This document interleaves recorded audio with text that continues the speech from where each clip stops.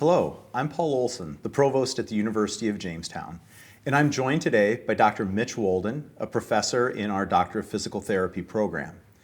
Dr. Wolden has a PhD in education with an emphasis on institutional analysis and a DPT as well, and he is a board-certified orthopedic clinical specialist and has been a professor at the University of Jamestown for the exact same amount of time that I've been at the University of Jamestown. He started in July 2014, and he is the author of 15 peer-reviewed articles, including a recent publication in the Journal of Bone and Joint Surgery. It's called Orthostatic Intolerance Type Events Following Hip and Knee Arthroplasty. So, Dr. Wolden, thank you so much for joining me today. Yeah, thank you for having me. I'm happy to be here. Thanks. So my first question, since everybody watching today probably doesn't have the type of medical background that you have, could you begin by telling us what hip and knee arthroplasty is? Absolutely. Hip and knee arthroplasty is joint replacement surgery. So if you hear somebody talk about having a total hip replacement or total knee replacement, they're referring to a hip and knee arthroplasty. And hip and knee arthroplasty is really one of the most common orthopedic surgeries performed in the population. It also has some of the best outcomes for patients after this surgery. And so we see it typically being performed with patients who are a little bit older, who are reporting maybe stiffness in either the hip or the knee, symptoms of pain that's progressing, as well as particularly loss of the ability to do the things that they want to do. So that's when patients are most likely to have one of those hip or knee replacement surgeries. All right, thank you. So for the other part of the article about orthostatic intolerance type events, what are those and how are they connected to the hip and knee replacement? Yeah, an orthostatic intolerance event, kind of a medical terminology to explain it would be that it's really your body's sympathetic nervous system response to a change of posture or position.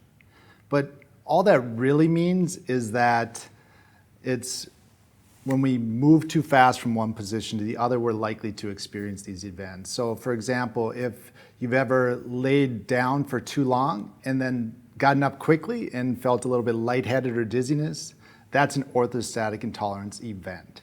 And so that's what we see. And they can be mild for having symptoms of lightheadedness, dizziness, or it can be a little bit more severe where patients might report feeling clammy, they could be perspirating, feelings of nauseousness, or even in severe cases, a patient could actually faint.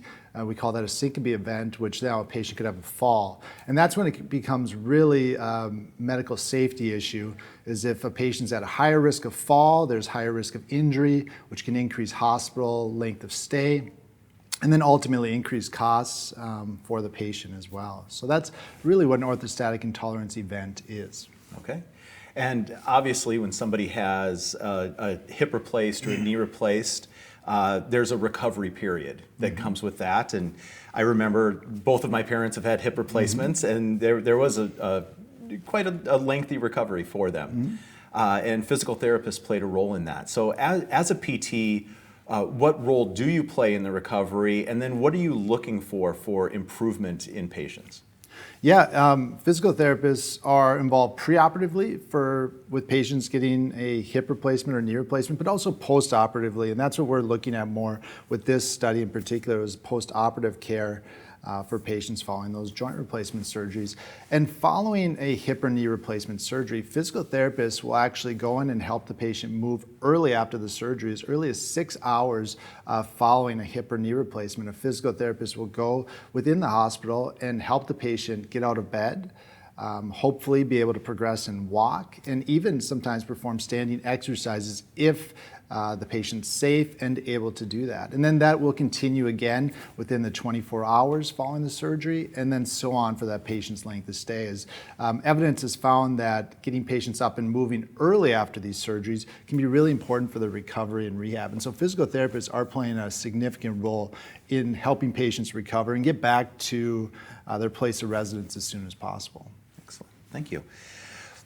In this article in particular, you're looking at the recovery following these types of surgeries. What were the key findings that that you and the other scholars that you were working with found?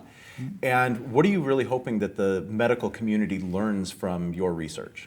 Yeah, great question. What we see is that as physical therapists are involved in moving patients early after having a joint replacement surgery, that these patients are actually at a higher risk of having that orthostatic intolerance type of event, especially early on, and that's 6 hours, the first time we're mobilizing patient. And this can be for a variety or range of reasons, as patients have just had a major surgery. They might be coming out of anesthesia, they might be on some new medications. And so getting a patient up does increase the risk of having an orthostatic intolerance event. And so as physical therapists, we want to make sure that we have the patient safe so that we can get them up and moving, but then also that when we are moving them, we can maximize our time and maximize the patient's functional ability. So it's a balance between safety and pushing the patient. So finding ways to do that. And that's where identifying orthostatic intolerance events can be key. It can help us identify maybe which patients we might be able to be more aggressive or push the patients a little bit further with their rehab than perhaps others. And so we look specifically at the incidence of orthostatic intolerance. And what we found in the literature was that there's a really wide range of reported incidence rates for orthostatic intolerance, as it ranges from about 2% to 50% of patients following total joint replacement surgery will have an orthostatic intolerance event. And it's thought that the reason for that wide disparity in the range can be likely due to how orthostatic intolerance events are collected clinically, as oftentimes they're relied on physical therapists to identify or a patient to report. However, patients might withhold information, maybe not recognizing that their lightheadedness might be due to a change of position, or a physical therapist might not always pick up on some of the subtle cues that can present. And so it's believed that orthostatic intolerance events might be underreported with patients following this joint replacement surgery. And in our study, we found that not only is the incidence have a wide range, but we did find that the incidence is much higher in that 6-hour window. So that first time physical therapists are getting up and moving patients. And that's really to be expected in what we found. But what we also recognized was that there's not really a body of evidence that identifies what predicts patients might have an orthostatic intolerant event. So there's nothing in the literature that really says that we can identify who's at a greater risk of falls, essentially. And the couple things that we did see is that IV medication, oral medication likely play a role, as well as patients' post-operative pain ratings.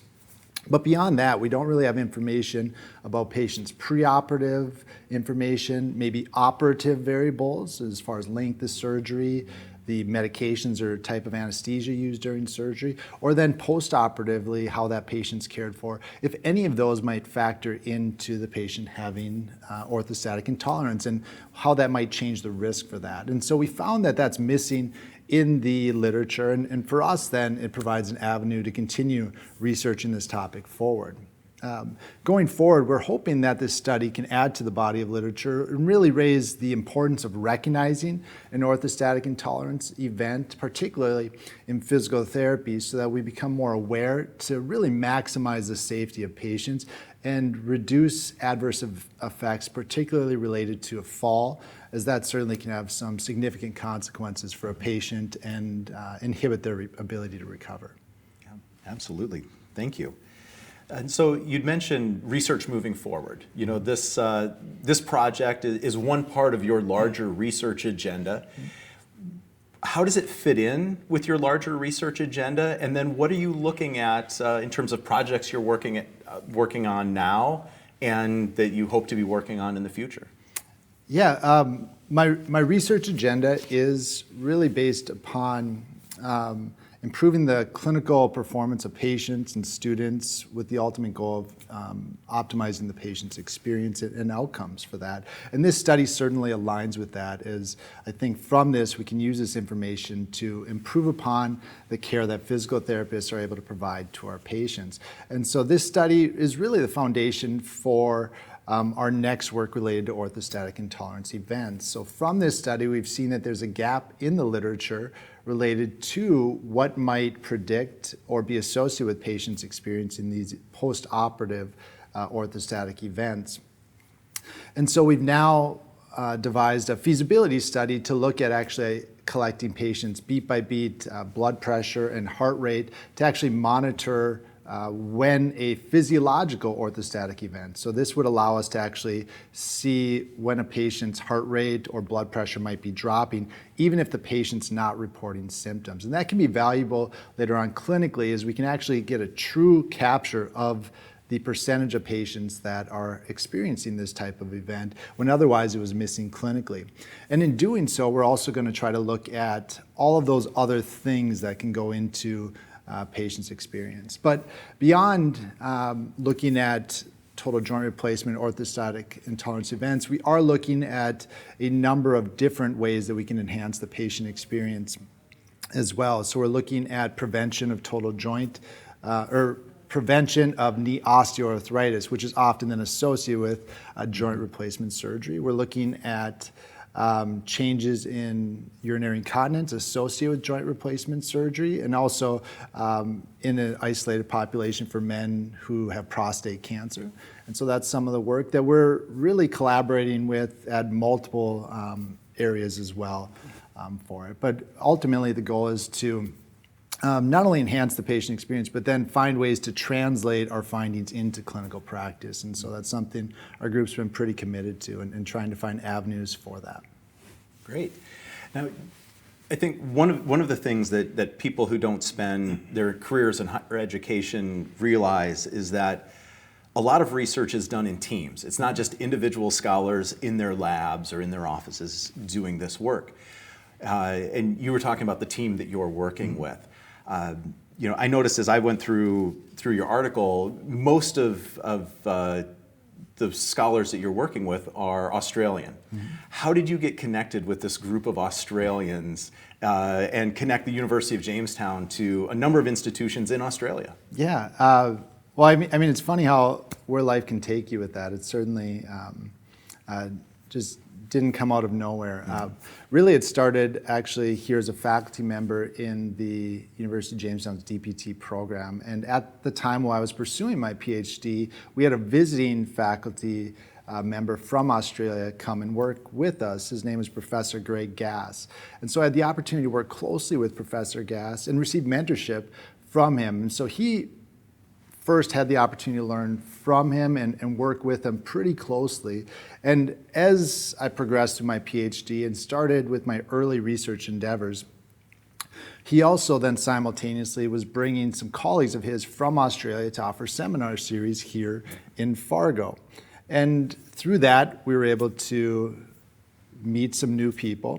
But it was really after I'd completed my PhD and started some early research work that it became apparent that some of the research that this group in Australia was doing, or groups in Australia, and some of the things that I was looking at here, there was alignment both in some of our research topics of interest, as well as ability to kind of mutually benefit from collaborations as far as skill sets that we'd be able to offer in the form of studying these types of research questions. So once that became apparent, we started communicating more, and then kind of organically from there, these collaborations have kind of grown and evolved over time. But it was really started with some of those grassroots connections, but then it took years to develop just some meaningful relationships. And ultimately, I think it came down to us, like the groups I'm working with, as well as myself, having similar goals as far as patient care and the translation of our research to practice, but also then just some values that are important to us as well. And I think that also became pretty apparent too when the work here at University of Jamestown. So I think it's bringing together a variety of things, but it's been a unique experience for me. Well, and a lot of the collaboration takes place over email and over Zoom and electronically, but you've also had the chance to go to Australia and work with them. What kind of things did you get to do when you were in Australia with the rest of the team? Yeah, so as a few months ago, I did have the opportunity to go to Australia, specifically Sydney, Australia, where I worked with our research team at St. Vincent's Private Hospital System in Sydney. And there, when I went there, it was really centered around a few things. The first goal that we had was to create some strategic initiatives for research as part of a research team. So some of our core group came together and identified what was going to be important to our group to study early, and then where we also want to progress that research.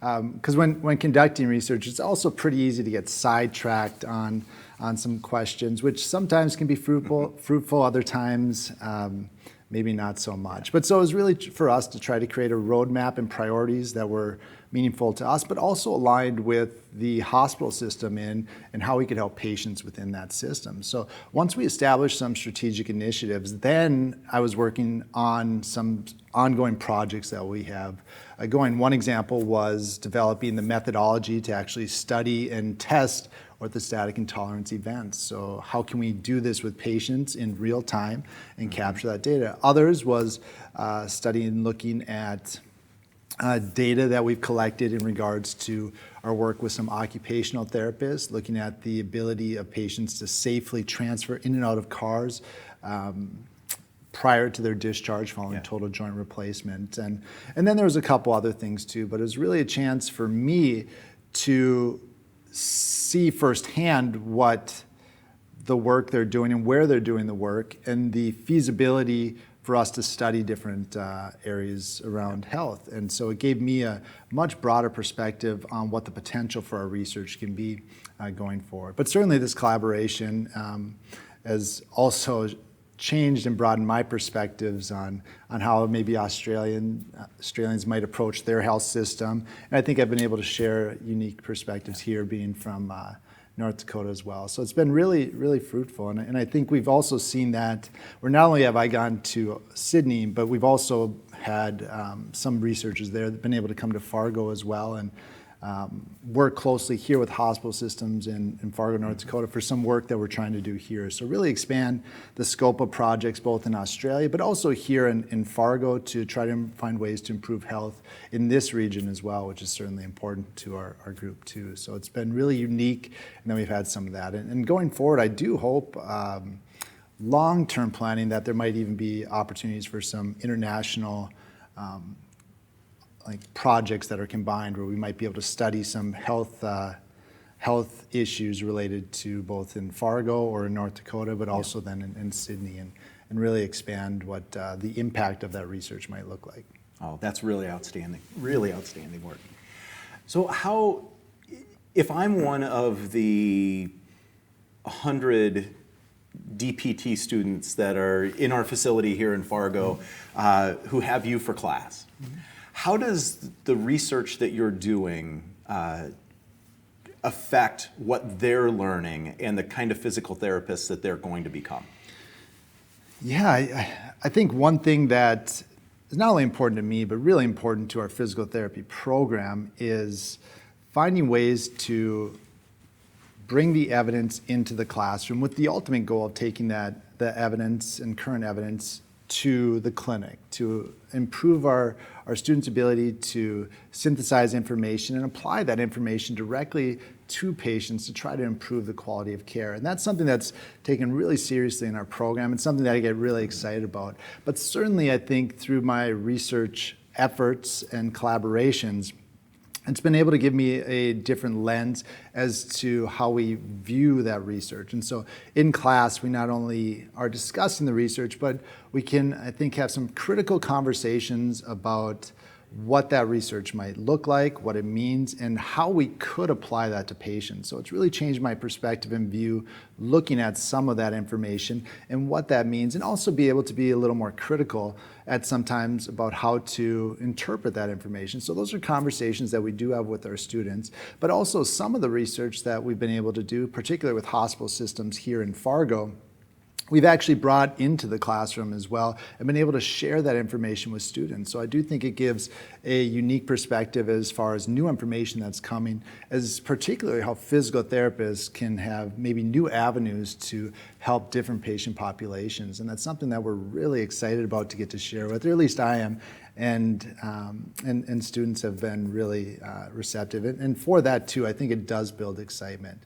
And now as a program too, we've also found new avenues to bring students involved with some of these research projects. And that's something we're more intentional and purposeful about looking at with our students. And so we had the first time for myself to work with students on a research project that we've now been able to present at a conference. It's submitted for publication, and so students have been part of that process.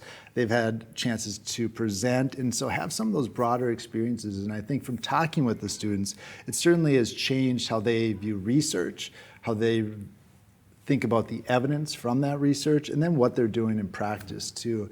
And now we've continued that on with future classes. So I think as we continue to engage in different research activities, we're finding ways to bring our students into that as well. And it's been really positive for our program. Good.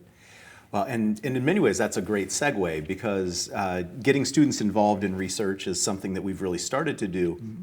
But this fall, you're going to be a part of a new initiative, a new endeavor that we have here at UJ, which is launching our first PhD program, which is in clinical research. Is the type of research that you've published on recently and the work that you've done going to be incorporated into that program?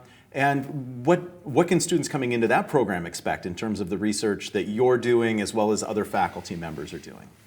Yes, I'm really excited for this fall when we get our first cohort of students into the PhD in clinical research program. And certainly in that program, our goals, of course, are to help students learn the steps to perform clinical research, but to do it at a high level, in an ethical manner.